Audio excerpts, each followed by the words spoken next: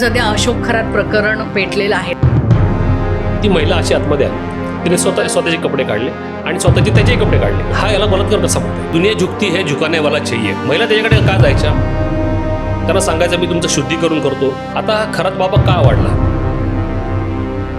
कारण ह्याने जर बोललं तर राजकीय पुढारी नेते यांची नावं पुढे येतील. त्यांनी देखील ह्याच्यामध्ये अबेटमेंट ऑफ दिस क्राईम ह्याच्या त्या श्रेणीमध्ये आलेले आहेत. पण याच्यामध्ये कायदा महिलांना कुठलं बळ देतो?